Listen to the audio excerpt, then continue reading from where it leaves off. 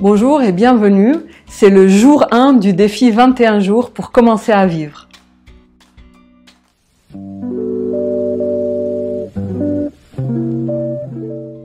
Aujourd'hui, nous allons parler de loi d'attraction et de pouvoir co-créateur. Nous avons vu hier que pour pouvoir accéder à ce pouvoir co-créateur, il fallait être au 3e niveau de conscience. Donc, je vous rappelle, premier niveau de conscience, je suis une victime. Deuxième niveau de conscience, je désire que les autres changent et que l'environnement extérieur change. Et troisième niveau de conscience, j'accède à mon pouvoir co-créateur. La première fois que j'ai accédé à ce 3e niveau de conscience, c'est en lisant le livre de Louise Hay, Transformez votre vie. Je vous mettrai la couverture du livre à la fin de la vidéo et je suggérerai peut-être une lecture différente chaque jour de ce défi.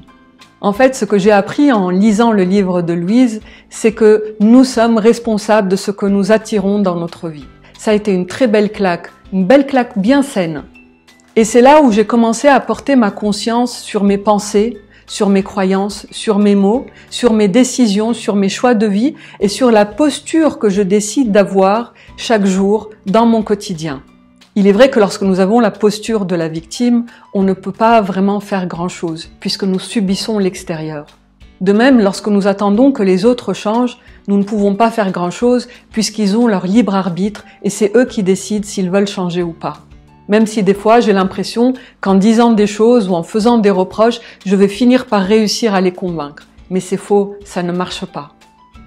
Tel est l'apprentissage que j'ai reçu grâce à ce livre et tel est l'apprentissage qui m'a permis de comprendre que je pouvais accéder à mon pouvoir co-créateur pour changer les choses réellement. Alors comme beaucoup de personnes, et j'imagine probablement beaucoup de personnes parmi vous, j'ai regardé The Secret et puis je me suis intéressée à cette fameuse loi d'attraction. Lorsque je l'ai essayé, ça marchait par moments et ça ne marchait pas trop à d'autres moments. Ça dépendait des thèmes et ça dépendait des intentions.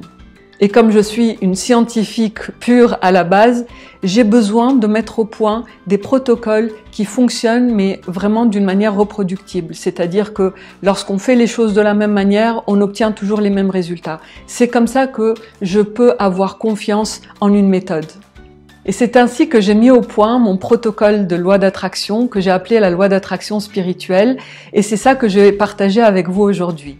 En fait, lorsque nous utilisons en conscience la loi d'attraction, parce qu'en réalité, on l'utilise en permanence mais d'une manière inconsciente, lorsque nous posons la conscience sur cette loi d'attraction-là, nous allons formuler une demande à l'univers. On va dire que c'est une intention qu'on pose. Alors, comment être sûr que cette loi d'attraction fonctionne ? Je vais vous livrer les 3 clés pour que cette loi d'attraction fonctionne à chaque fois.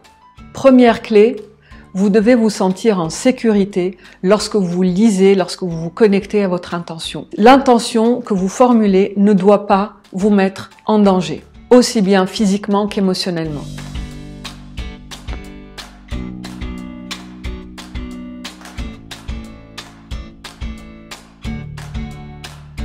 Deuxième clé pour que cette loi d'attraction fonctionne à chaque fois, elle doit vous faire vibrer. Votre cœur doit pétiller de joie lorsque vous vous connectez à votre intention.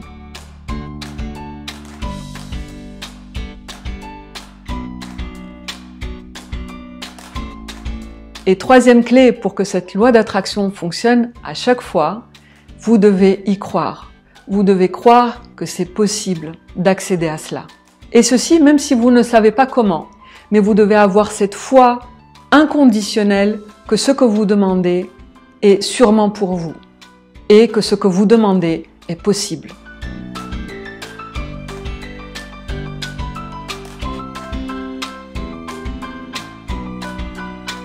Donc, lorsque vous formulez votre intention, je vous invite à vérifier ces 3 critères.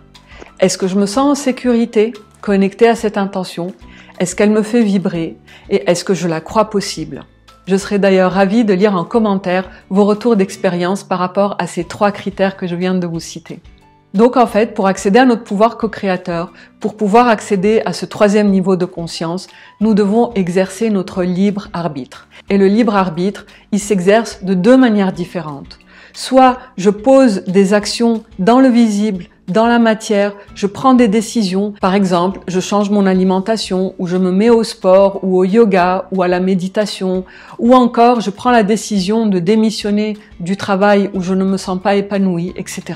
Ça, c'est la première façon et elle se place sur le plan visible. Sur le plan invisible, nous avons accès à cette loi d'attraction et nous formulons une demande à l'univers qui va nous aider à attirer ce que nous désirons en posant notre intention et qu'elle soit sécure, vibrante et possible.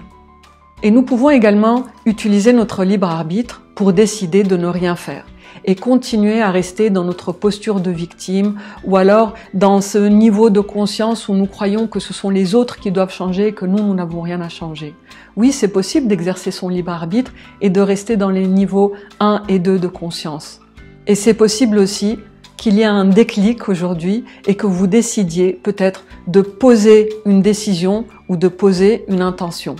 Et la question sur laquelle je vous suggère de méditer aujourd'hui, c'est: que choisis-tu de faire aujourd'hui de ta vie avec ce que tu as ici et maintenant?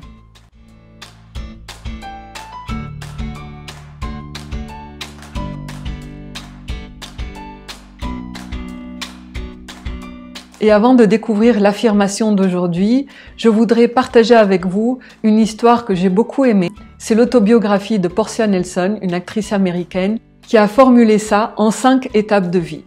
Première étape: je suis sur un trottoir, il y a un grand trou dans le trottoir. Je tombe dedans, je panique totalement, j'ai peur, je suis terrifiée, je ne sais pas comment m'en sortir et je mets un temps fou à pouvoir sortir du grand trou. Deuxième étape: je suis sur le trottoir, il y a toujours le grand trou. Je le vois, mais je fais semblant de ne pas le voir.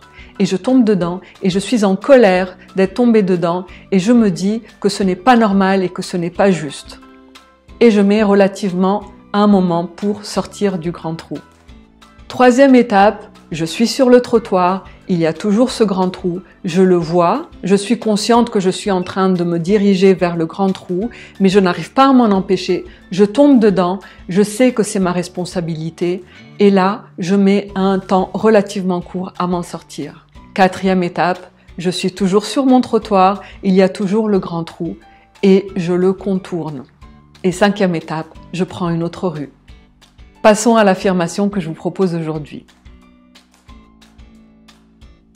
J'ai le pouvoir de créer une vie totalement différente.